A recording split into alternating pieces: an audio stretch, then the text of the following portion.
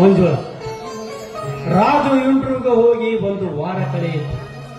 ಅವನ ನೌಕರಿ ವಿಷಯ ಏನಾಯಿತೆಂಬುದೇ ನಮಗೆ ತಿಳಿಯದಂತಾಗಿದೆ. ಹೌದು, ಹೋದ ತಕ್ಷಣ ಫೋನ್ ಮಾಡ್ತೀನಿ ಅಂತ ಹೇಳಿದ. ಇನ್ನೂವರೆಗೂ ಫೋನ್ ಮಾಡಿಲ್ಲ. ನೀವಾದ್ರೂ ಫೋನ್ ಮಾಡಿ ವಿಷಯ ಏನು ಅಂತ ತಿಳಿದುಕೊಳ್ಳಿ. ಆಯ್ತು ಮಂಜುಳ, ನಾನು ಆಮೇಲೆ ಫೋನ್ ಮಾಡಿ ವಿಷಯವನ್ನು ತಿಳಿದುಕೊಳ್ಳುತ್ತೇನೆ. ನೀನೇನ ಅವನ ಬಗ್ಗೆ ವಿಚಾರ ಮಾಡಬೇಡ. ಮಂಜುಳ, ಅರ್ಜುನ ಊಟ ಮಾಡಿ ಹೋದನೆ? ಯಾಕೆ ಮಂಜುಳ ಮೌನವಾಗಿ ನಿಂತು ಬಿಟ್ಟೆ?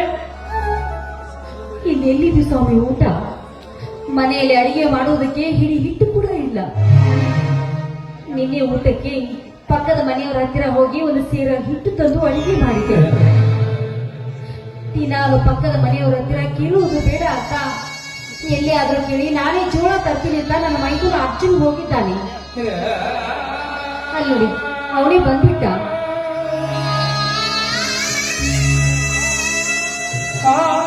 ಅರ್ಜುನ ಜೋಳವನ್ನು ತಂದೆಯ ತರಬೇಕೆಂದು ಹೋಗಿದ್ದೆ ಅಣ್ಣ. ಯಾಕಪ್ಪ, ಏನಾಯ್ತು? ಅಲ್ಲಿ ದಾರಿಯಲ್ಲಿ ನಡೆದ ರಂಗಣ್ಣನ ಕೊಲೆಯ ವಿಷಯದ ಪ್ರಕರಣವನ್ನು ಅಣ್ಣನಿಗೆ ಹೇಳಲು ಅಥವಾ ಬೇಡವೋ? ಬೇಡ. ಮೊದಲೇ ತಮ್ಮನ ನೌಕರಿಗಾಗಿ ಮನೆಯಲ್ಲಿದ್ದ ಎಲ್ಲ ವಸ್ತುಗಳನ್ನ ಮಾರಿ ಬರಿಗೈಯಾಗಿ ಬೆಂದು ಬೆಂಡಾದ ಅಣ್ಣನಿಗೆ ಈ ವಿಚಾರವನ್ನ ಹೇಳುವುದೇ ಬೇಡ. ಯಾಕೆ ಅರ್ಜುನ ಮೌನವಾಗಿ ನಿಂತು ಬಿಟ್ಟೆ? ಅಣ್ಣ, ನನಗೆ ಯಾವ ಜೋಳವನ್ನ ಕೊಡಲಿಲ್ಲ ಅಣ್ಣ. ಹಾಗಾದರೆ ನಾನೇ ನನ್ನ ಸ್ನೇಹಿತನಾದ ರಂಗಣ್ಣ ಮನೆಗೆ ಹೋಗಿ ಜೋಳವನ್ನು ಕೇಳಿ ತೆಗೆದುಕೊಂಡು ಬರುತ್ತೇನೆ. ಬೇಡಾರಿ, ಮತ್ತೊಬ್ಬರಿಗೆ ದಾನ ಧರ್ಮ ಮಾಡಿದ ಈ ನಿಮ್ಮ ಕೈಗಳು ಜೋಳಕ್ಕಾಗಿ ನಿಮ್ಮ ಸ್ನೇಹಿತರ ಮುಂದೆ ಕೈ ಚಾಚುವುದೆಂದ್ರೆ ನನಗೆ ಯಾಕೋ ಸರಿ ಕಾಣದು. ಹೌದಣ್ಣ, ನಮಗೆ ಬಂದದ್ದನ್ನ ನಾವೇ ಅನುಭವಿಸೋಣ. ಅಣ್ಣ, ಹೊಟ್ಟೆಗೆ ಊಟವಿಲ್ಲದೆ ನನಗೆ ಮೂರ್ಛೆ ಬಂದಂತ ಒಂದು ಕಪ್ ನೀರನ್ನಾದರೂ ಕುಡಿದು ಮಲಗಿಕೊಳ್ಳೋಣ. ಬನ್ನಿ ಅಣ್ಣ.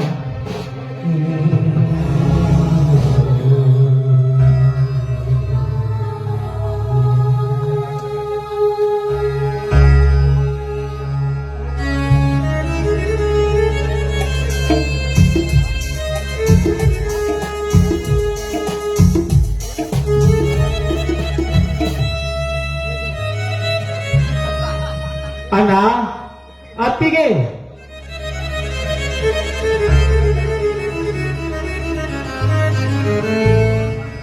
ಓ ರಾಜು, ಈಗ ಬಂದೆ ಏನಪ್ಪ? ಹೌದಣ್ಣ, ಈಗ ತಾನೇ ಬಂದೆ. ಅಣ್ಣ, ಅತ್ತಿಗೆ ರಾಜು ಬಂದಿದ್ದಾನೆ.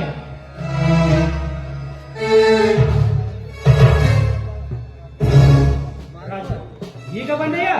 ಹೌದಣ್ಣ, ಈಗ ತಾನೇ ಬಂದೆ. ರಾಜು, ಏನಾಯ್ತು ನಾನು ನೌಕರಿಗೆ ಹೋದ ವಿಷಯ? ನಮ್ಮ ಕುಲದೇವರ ದಯದಿಂದ ಇಂಟರ್ವ್ಯೂನಲ್ಲಿ ಪಾಸ್ ಆಗಿದ್ದೇನೆ. ಆದರೆ ಯಾಕಪ್ಪ, ಆದರೆ ಏನೋ ಮಾತೇಕೆ ನಿನ್ನ ಬಾಯಿಂದ? ಅತ್ತಿಗೆ, 1,000 ಹಣ ಕಡಿಮೆಯಾಗಿದೆ.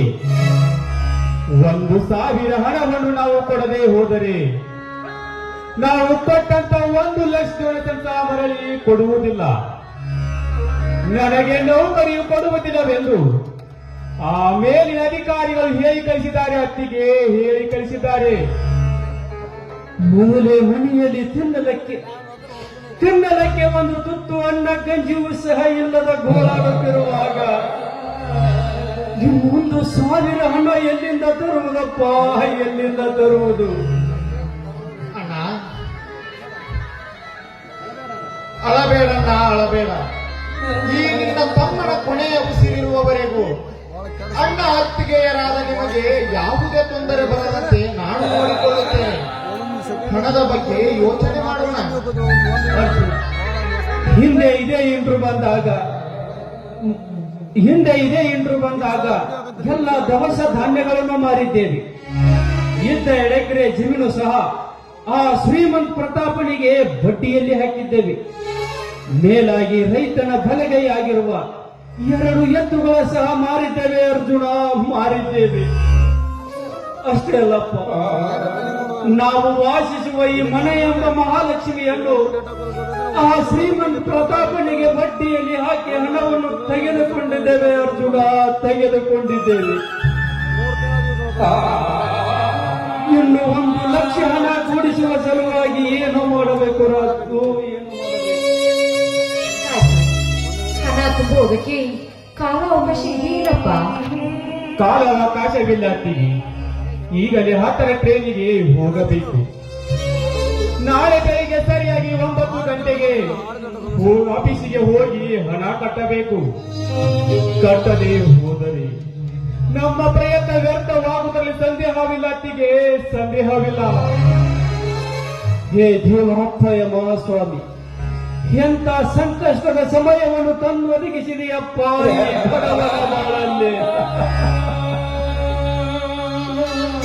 ಹಗ್ಗ ಹಿಡಿದರೆ ಹಾವಾಗಿ ತೋರಿತೆ, ಅಮೃತವನ್ನು ಸೇವಿಸಿದರೂ ವಿಷ ಕಾರುವ ದುರ್ಗತಿ ನನಗೆ ಸಾಧಿಸಿ ಬಂದಿದೆಯಪ್ಪ, ನನಗೆ ಸಾಧಿಸಿ ಬಂದಿದೆ. ಇನ್ನು ಮಾಡುವುದು ಹೇಗೆ? ಕೂಡಿಸುವುದು 1,000 ಬೆಲೆ ಬಾಳುವ ವಸ್ತು ಇನ್ನು ಈ ಬಡವನಲ್ಲೇನಿದೆಯಪ್ಪ, ಇನ್ನು ಬಡವನಲ್ಲಿ.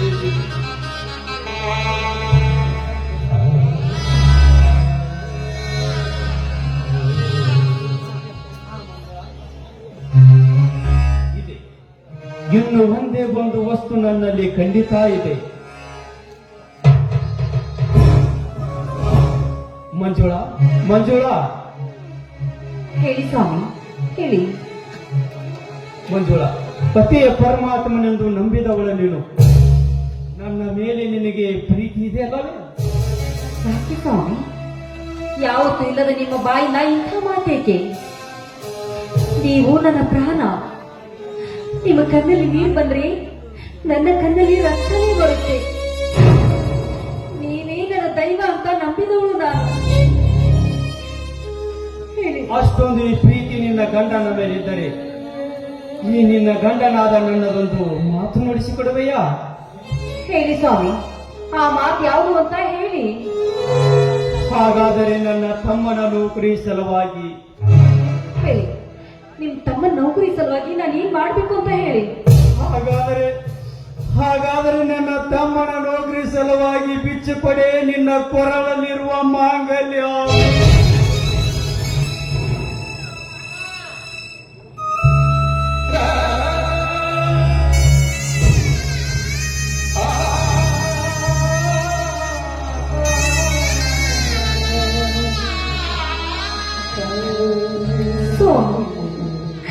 ಎಂದಿಗಿರೋ ಮುತ್ತೈದೆ ಸೌಭಾಗ್ಯವೆಂದ್ರೆ ಕೊರಳಲ್ಲಿರುವ ಮಾಂಗಲ್ಯ, ಮೂಗಿನಲ್ಲಿರುವ ಮೂಗುತಿ.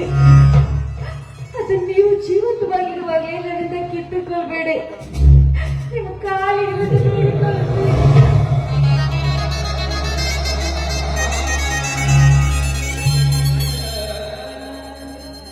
ಹುಡುಗನಂತಿರುವ ನನ್ನ ತಮ್ಮನ ಭವಿಷ್ಯಕ್ಕಿಂತ ಈ ನಿನ್ನ ಚಿನ್ನದ ಮೂಗುತಿ ಮಾಂಗಲ್ಯಗಳೇ ಹೆಚ್ಚೈತೇನು ಮಂಜುಳಾ, ಹೆಚ್ಚೈತೇನೆ.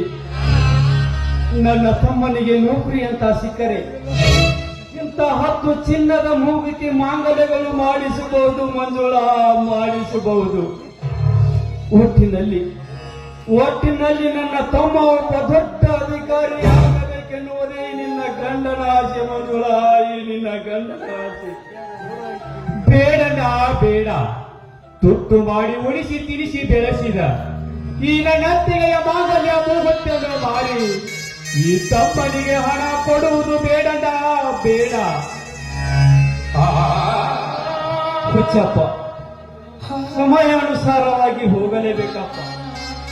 ಯಾರಿಗಾದರೂ ಅದೃಷ್ಟದ ಬಾಗಿಲು ಒಂದೇ ಒಂದು ಸಾರಿ ತೆಗೆದಿರುತ್ತದೆ. ಅದು ತೆಗೆದಾಗ ಸೇರಿಕೊಳ್ಳುವುದು ಬುದ್ಧಿವಂತರ ಲಕ್ಷಣ. ಮಂಜುಳಾ, ನೀನೀಗ ಅವುಗಳನ್ನು ಬಿಚ್ಚಿಕೊಡದೆ ಹೋದರೆ ನಿನಗೆ ಈ ನಿನ್ನ ಗಂಡನ ಮೇಲೆ ಆಣೆಯಾಗಿತ್ತು.